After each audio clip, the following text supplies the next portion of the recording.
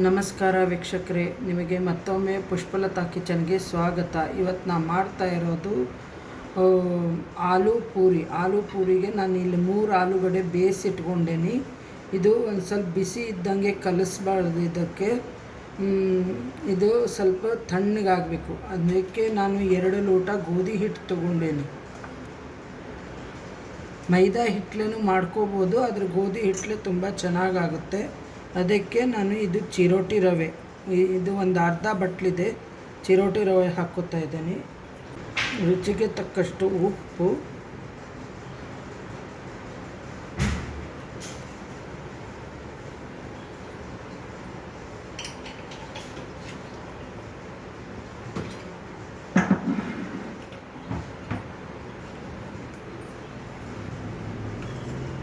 ಆಮೇಲೆ ಹಸಿ ಶುಂಠಿ ತುರಿದಿಟ್ಕೊ,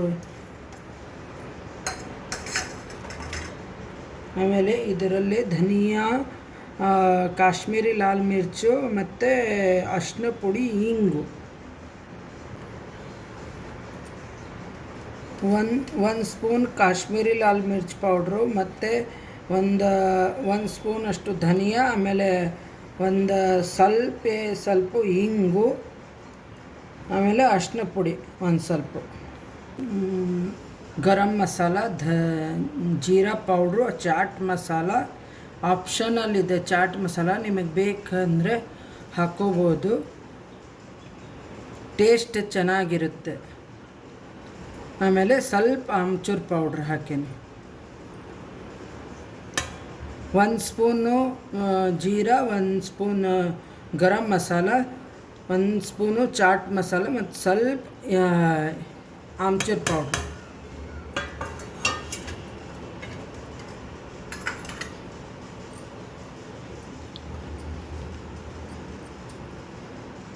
ಕೊತ್ತಂಬರಿ ಸೊಪ್ಪು ಹೆಚ್ಚುತ್ತಾ ಇದ್ದೀನಿ.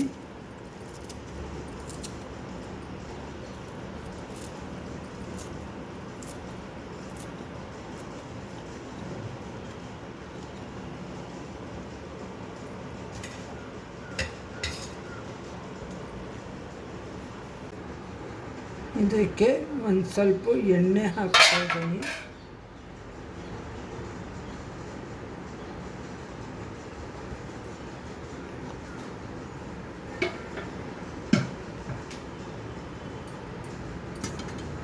ಆಮೇಲೆ ಇದೇನು ಆಲೂಗಡ್ಡೆನ ಈ ಥರ ಮ್ಯಾಶ್ ಮಾಡ್ಕೋಬೇಕು.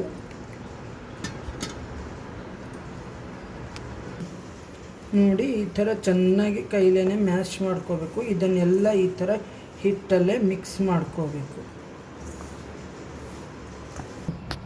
ಸ್ವಲ್ಪ ನೀರು ಹಾಕ್ಕೊಂಡು ಒಂದು ಪೂರಿ ಹದಕ್ಕೆ ಕಲಿಸ್ಕೋಬೇಕು. ಈ ಪೂರಿ ಹದಕ್ಕೆ ಕಲಿಸ್ಕೋಬೇಕು. ಚಿರೋಟಿ ರವೆ ಹಾಕೋ ಕಾರಣ ಏನಂದರೆ ಗರಿಯಾಗಿ ಪೂರಿ ಆಗ್ತಾವಂತ ಚಿರೋಟಿ ರವೆ ಹಾಕೀನಿ. ನೋಡಿ, ಈ ಥರ ಚಿಕ್ಕದಾಗಿ ಲಟ್ಟಿಸ್ಕೋಬೇಕು.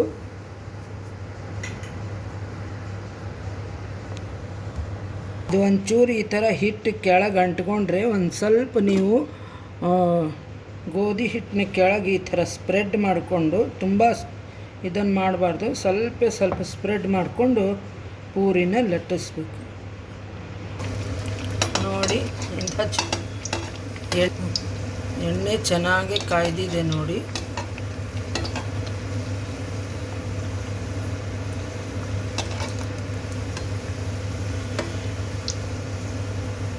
ನೋಡಿ,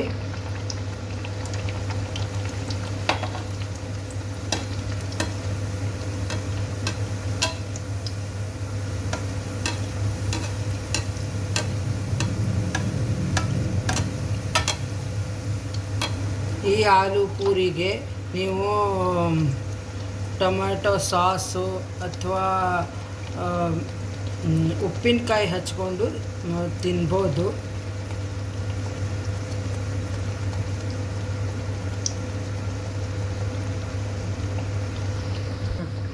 ಎಷ್ಟು ಚೆನ್ನಾಗಿ ಪೂರಿ ಆಗಿದೆ ನೋಡಿ. ಈ ಥರ ಚೆನ್ನಾಗಿ ಉಬ್ಬಿದೆ ನೋಡಿ. ನೋಡಿ ಎಲ್ಲ ಮಸಾಲೆಗಳು ಏನೇನು ಮಸಾಲೆ ಹಾಕಿದ್ದೇನೆಲ್ಲ ಅದರದ್ದು ಎಲ್ಲ ಫ್ಲೇವರ್ ಎಷ್ಟು ಚೆನ್ನಾಗಿ ಬರ್ತಾ ಇದೆ. ಈ ಪೂರಿಗೆ ಸಾಸು ಮತ್ತು ಉಪ್ಪಿನಕಾಯಿನೂ ಹಚ್ಕೊಂಡು ತಿನ್ಬೋದು. ಸಬ್ಸ್ಕ್ರೈಬ್ ಮಾಡಿ, ಬೆಲ್ ಐಕಾನ್ ಕ್ಲಿಕ್ ಮಾಡಿ. ನೀವು ನಮ್ಮ ರೆಸಿಪಿಗಳ್ನ ಮನೆಯಲ್ಲೇ ಟ್ರೈ ಮಾಡಿ. Thank you.